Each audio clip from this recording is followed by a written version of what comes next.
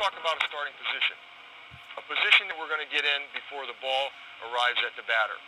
I'm going to give you a couple of examples. The first one is the way that I used to start.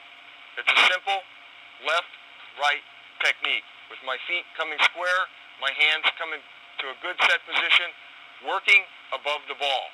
The reason that I say working above the ball, it allows me to see the hops better. The second starting position that we're going to use,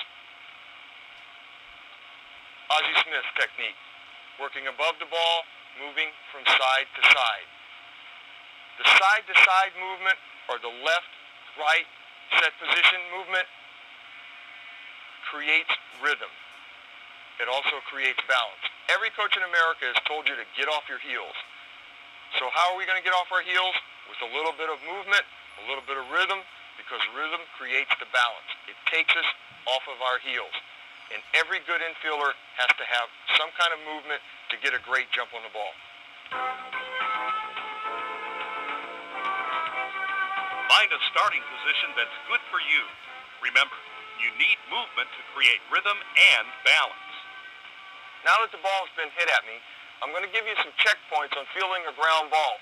The first thing we're going to do, we're going to keep that ball in the center of our body, slightly to our glove side. Our feet are going to be slightly past shoulder width, the right toe slightly behind the left toe. Our head's going to be up, our hands are going to be out in front of us, and we are going to flex at the knees. I don't like the head tucked, I like it up. To keep that ball like on a screen, right out in front of us. Our hands are going to be out in front. Question is, what do I do with this hand? Does this hand go here? Does it go here? No. It goes right here. Right on the side of the glove. The thumb is going to be slightly up so that you can like roll into the ball. Right there. The reason being that the thumb is up, it frees up the elbow and it allows you to bring the ball to us. If this thumb gets rotated over too far and the elbow comes in, it creates a stiffness that doesn't allow you to free the elbow to bring the ball to you.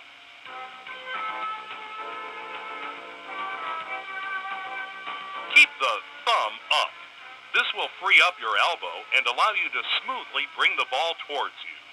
Now we're going to go over covering the bag, and I think something very important about this is if you're a first baseman, don't play so deep where if a ball is hit hard to the third baseman or hard to the shortstop, you can't get to first base.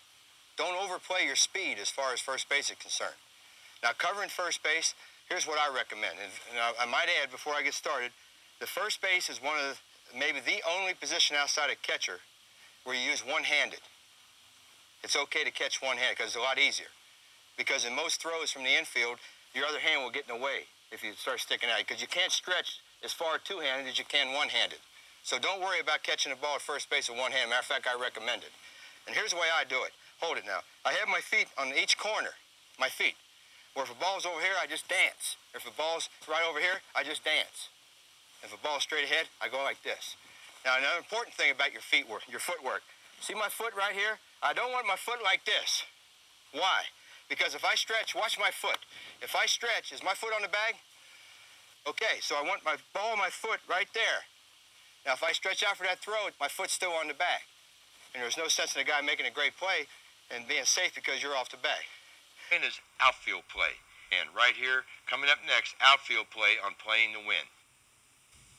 First, we're going to show you the proper way of charging a base hit with nobody on base. You're going to charge the ball until it's about 10 feet from you, and you're going to get down on your knees and block the ball to make sure it don't go by you. You have plenty of time in this situation because it's cinch single. Get down, block the ball. Perfect. Come up, hit the cutoff man. Okay? All right, now we're going to show you the proper way of charging it with a man on base. The proper way is to catch it off of your glove leg. Don't catch it outside your leg because just in case you miss the ball, we want the ball to hit your leg where it won't go all the way to the fence. Okay? Charge the ball, catch it off of your leg, off of your glove leg, come up with one crow hop and throw. Now this is the wrong way to do it. He's going to do it the wrong way right here. Watch how he charges. He charges okay. Now watch where his glove is. It's too far off of his leg. He did everything else right, but he just didn't catch it right. Now here he's going to catch it right. He's going to charge. He's going to catch it off of his glove leg, take one crow hop, come up throwing to the next base. Right There, perfect. See how much better that is? See where if you miss that ball, it's going to hit you and it's not going to go by you. Now we're going to show you how to get back on a fly ball. Don't glide. Get back where your body is coming forward toward the infield. This is with someone on, and you don't want them to tag up and go to the next base. Don't glide. Get back. Get back as fast as you possibly can. Bam! Now become a forward, glove in position. Perfect. You caught that ball right where he's throwing from. Let's try that again. Let's try that again. Get back, glove in position. You try to catch the ball right from the throwing area. Okay? Get back, get back, get back. Come forward, catch the ball. Perfect. Now this is the wrong way. Don't glide to get in position to catch the ball. Every once in a while you may have to glide if it's a line drive, but if it's a fly ball, get back. Because imagine you're on first base right now, or second base, or third base. How is this guy going to throw you out catching a ball like that? No way. He can't throw you out catching like that. He's going away from the infield. Don't glide to get back. Get back there as fast as you possibly can. Get in position to throw. Here's the proper way. Position to throw. One crow hop, bam. Now, the moves of the hitter. The very first move you should make is one that has been ignored. The cocking of the hips. It's the root of batting power, and it comes in unison with the beginning of the stride. The lead knee turns in to allow the hips and shoulders to rotate. The hands go back in cocking position. My lead foot strides toward the pitcher. The direction of the stride should not vary more than 10 to 15 degrees off a perpendicular line to the pitcher. As I make my decision to swing, my hips lead the way, opening up into the pitch, and the shoulders follow. My hands and forearms supply bat direction. Watch the red line on the hips and the blue line on the shoulders. Hip action is far ahead, helping to pull the arms and hands around. My hands are well in front of the bat as a full pivot is made. This is where quickness comes in. The bat comes around into the swing, but the wrists don't roll through the impact zone. That's important. The wrists have snapped just a little at impact, but it is a very slight snap and definitely not a roll. The power is applied before the wrists break. Now once more from the side. Watch for the cocking of the knee, the hips and the hands as I stride. My hips clearly open up before my shoulders begin to bring arms and bat around. The bat lowering and flattening out to come into the same plane as the pitch. And then at the final pivot, how my back foot turns and is pointed in the direction of the hit. Once you've made up your mind to swing, quickness with the bat is critical. Briefly, here's what happens. From the moment the ball leaves the pitcher's hand, a batter has about 2/5 of a second to make up his mind whether to complete that swing. Don't be distracted by the pitcher's moves, even if he's unorthodox. Focus your attention on that area his pitches ordinarily come from. Think of it as a 15-inch square window. That's where to look, whether he's a right-hander or a left-hander.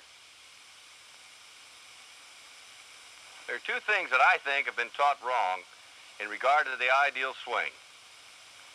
A lot of people say to swing level, which isn't too bad. Others say to swing down at the ball, which I think is real bad. But to me, the ideal swing has always been one that was slightly up, slightly up. The reason I say that is because the pitcher throwing the ball to the plate into the strike zone is delivering the ball at somewhere from 4 to 8 degrees of angle. I think it makes sense to think that if you swing in the opposite plane in which the ball is being pitched from, that your chances of making contact are much greater. The pitcher stands on a mound 10 inches high. The ball leaves his hand about ear level and comes down to an area in the strike zone, roughly 3.5 feet off the ground. He aims for that area below waist level. The flight of the ball is down, about 5 degrees. It would be difficult, in fact, to find a hitter who does not swing up or slightly up, as Ted suggests. Two excellent examples are Al Kaline and Billy Williams. Kaline's swing and impact is up, the fat part of his bat in the trajectory of the ball as long as possible. The same is true of Billy Williams. As he comes into the ball, the swing starts up. The critical area of impact, the impact zone, is 12 to 18 inches. The longer the bat is kept on the plane of the pitch, the longer the impact zone. When the bat is swung level or down, the impact zone is drastically reduced. Second thing caught wrong is the overemphasis of the wrist snap. They wrote about my wrists, how powerful they were, and how quick they were. They were wrong. It's not a wrist swing at all. It's a hard push swing with the hips, like hitting a tree, swinging up with an axe. It's hard to be a good hitter without hip action, or to hit with any authority. The amount of hips is proportionate to the amount of power that you get in your overall swing. But remember, hitting is 50% from the neck up. I remember again as a young hitter that I had a chance to meet one of the greatest right-hand hitters that ever played the game. His name was Roger Hornsby. And I had a chance to ask him the same question that I had asked Lefty O'Doul 2 or 3 years earlier. And I said to Roger, what do I have to do to become a good hitter? And Roger Hornsby gave me the greatest single bit of advice that I ever got as a hitter. And he said, kid, he says, get a good ball to hit. Now really, what does that mean? It means up to 2 strikes. Don't swing at a pitch that's in a tough area of the strike zone, and certainly never swing at a pitch that has fooled you. You have to determine for yourself the zones in which you hit best. Here's my strike zone, showing the areas I consider best for me, where I consistently hit the ball with authority. The ones that were tougher, especially the low outside pitch, I learned to lay off of. Sure, you get occasional base hits from pitches in the gray areas, but more often than not, you hit a bad pitch in a tough spot and nothing happens. Nothing. I would take pitches like that. Let them go by. I believe this. A good hitter can hit a pitch that is over the plate 3 times better than a great hitter can hit a questionable pitch that is in a tough spot. Now you've seen the varied styles and techniques of the great hitters. Some things you might want to copy or try for yourself. If they're not right for you, then discard them. For example, try a stance that feels good, or that you've seen work for someone else, or maybe a different bat. But what's important is to experiment, to adapt. Like any science, good hitting requires it. A bat has a sweet spot. In fact, it has 2 separate sweet spots that fortunately coincide right here, about 7 inches from the end of the bat. These are the places you want to hit the ball with. The first one that I'll talk about is what's known as the vibrational node. Now, a bat can vibrate, and when the ball hits it in the wrong places, the bat will vibrate. The bat resembles the tine of a xylophone, the bar of a xylophone. When the bat's vibrating, the handle and the tip are going one way, the middle's going the other way, and they flip back and forth. There are 2 places that don't move at all. One of them is in the handle, but the other one is right here, the vibrational node, the special place that you want to hit the ball. When the ball hits the bat at the wrong place, the bat vibrates. You can hear it. I'm going to hit the bat too close to the end. Listen to what happens. It vibrates like crazy. If I hit the ball too close to the handle, same problem. Vibrates like crazy. But if I hit it in this special spot, the vibrational node, the point where the bat doesn't move when it does vibrate, you should hear a sharp, crisp crack. And you can tell from the very sound of the hit how far the ball is going to go. If you miss that vibrational node, the ball won't carry as far because some of the energy in the collision is in the bat vibrating away. But when you hear that crack, this sound, you know the ball is hit in the right spot. It's going to be a long hit. Now, the other sweet spot in a bat is what's known as the center of percussion. And this has less effect on how far the ball goes than it does on what your hands feel like after you hit the ball. When the ball hits the bat, so suppose the ball is going to hit the bat heading towards you, why, the bat is going to do 2 things. First off, it's going to change speeds. It's going to accelerate toward you because momentum is going out of the ball into the bat and pushing it toward you. So the handle is naturally going to go in the direction the ball was traveling toward the catcher. But there's a compensating effect, and that is when the ball hits the bat away from the center of mass of the bat. This is the center of the mass, the natural pivot of a bat when it's on its own. If I flip the bat up, I could balance it on this white stripe. When the ball hits the bat toward the tip, the bat will begin to rotate about the center of mass, and the handle will go away from the catcher. So there are two effects simultaneously. There is the whole bat being knocked toward the catcher, and there is the bat rotating so the handle goes away from the catcher. And at one special spot, if the ball hits right there, the center of percussion, the two motions compensate perfectly at the handle, and the handle doesn't jerk one way or the other. And we can see that by putting putty on the handle. So I've got a piece of putty here, and I'm going to stick it on the handle like that. And if I hit the bat too close to the end, the bat's going to rotate too fast, and the putty's going to go past me like this. On the other hand, if you hit the ball too close to the handle, there's not much rotation anymore. The handle mostly goes back toward the catcher, and the putty goes the other way, toward you, like this. On the other hand, if we hit the ball at the right spot, the center of percussion, the putty should stay in place. Like that. Doesn't jerk at all.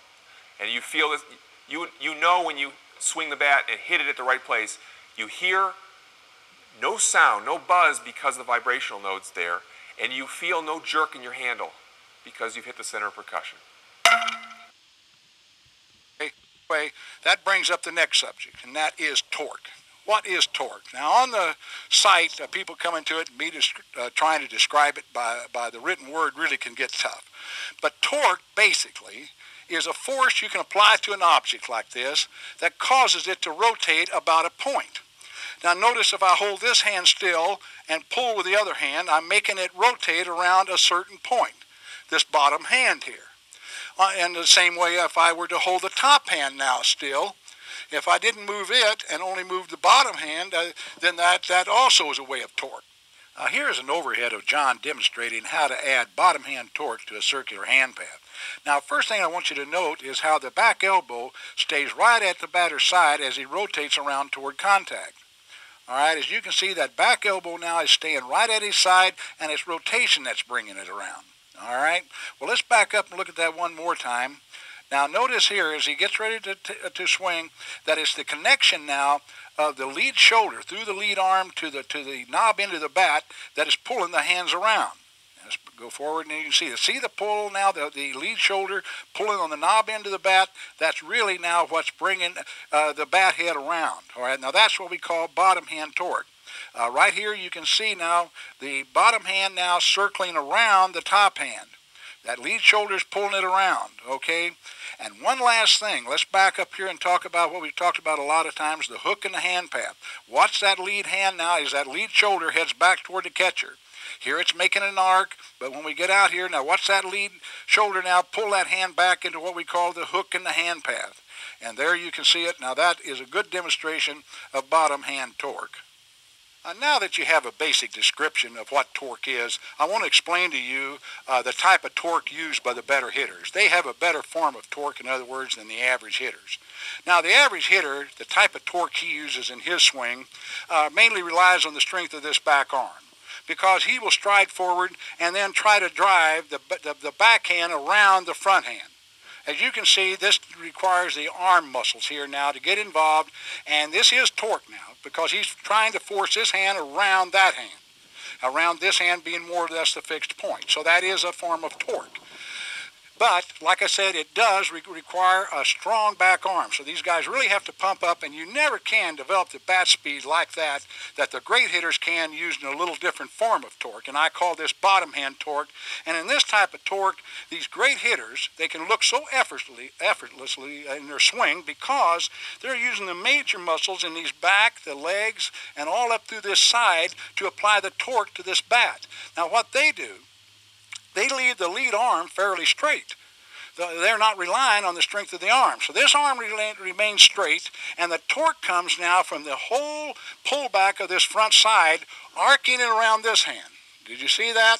In slow motion, they're now pulling this top hand now, using the big muscles of the shoulders, back, and legs to apply torque now in this direction. And of course, this is far more powerful than you can do by a push out of the arms.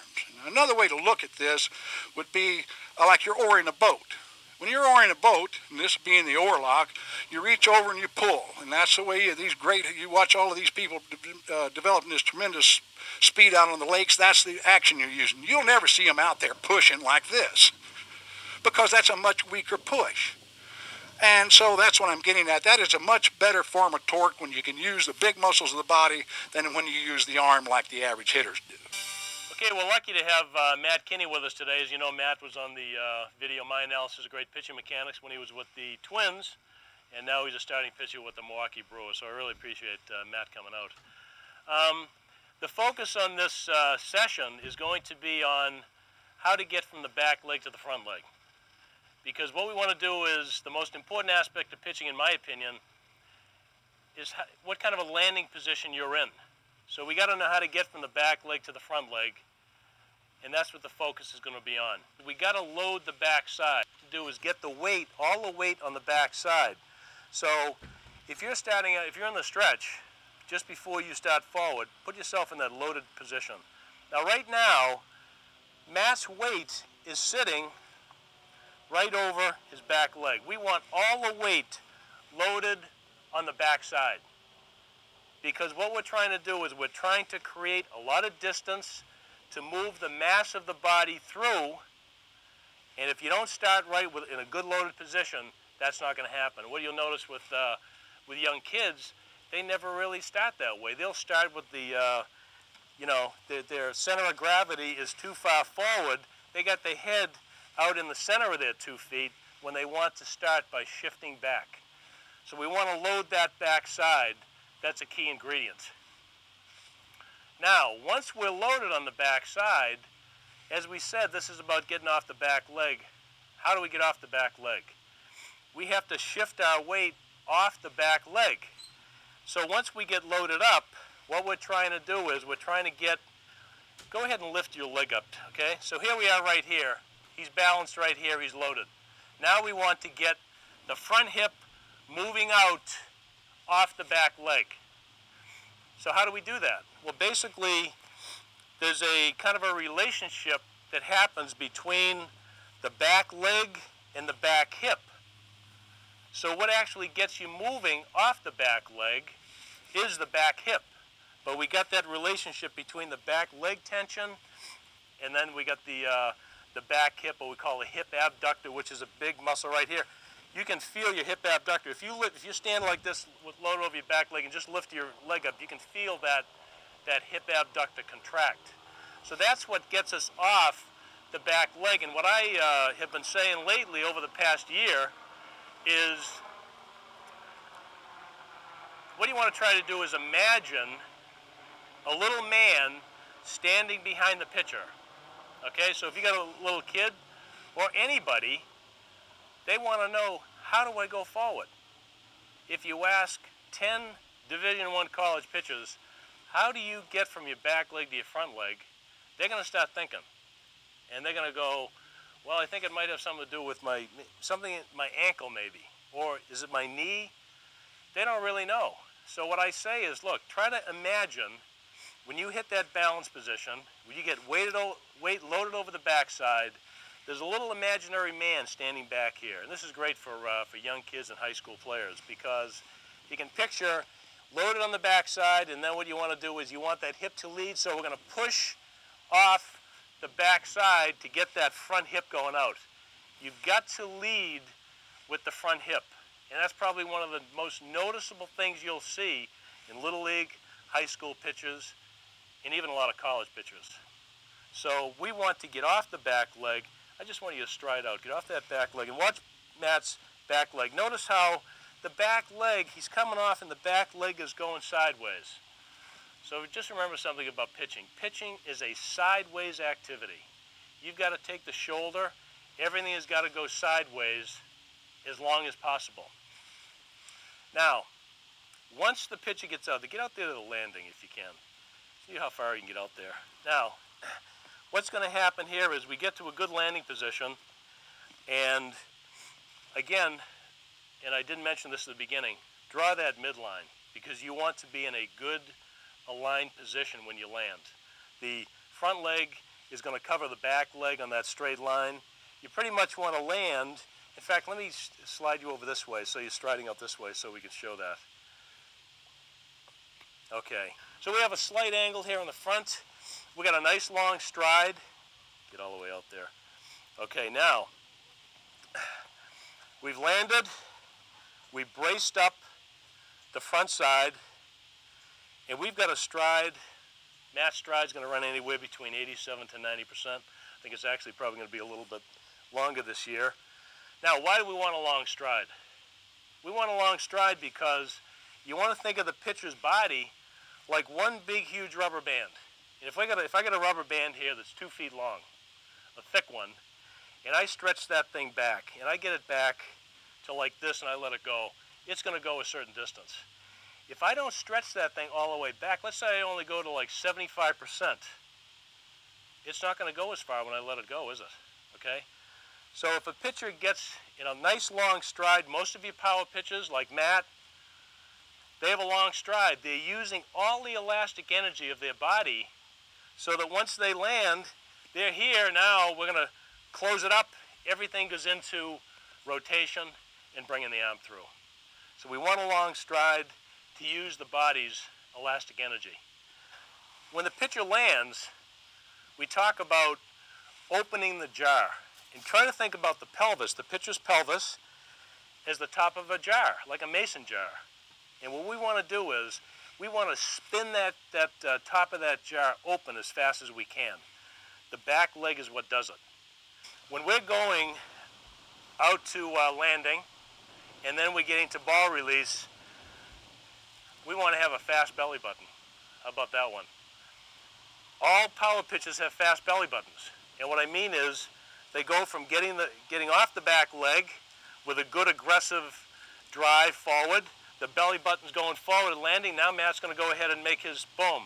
We want to get the belly button from the side around to the front as fast as possible. And that's how you can throw the ball harder. There are two distinct movements involved in hitting a baseball well. One is a slow linear movement where the weight shifts from back to front slowly towards the pitcher, and the second is a quick rotational movement where the bat is actually whipped around. You'll see in these pictures of two of baseball greats, sometimes they're hitting off their back foot and sometimes they're hitting off their front foot. We're looking at Stan Musial and Joe DiMaggio here.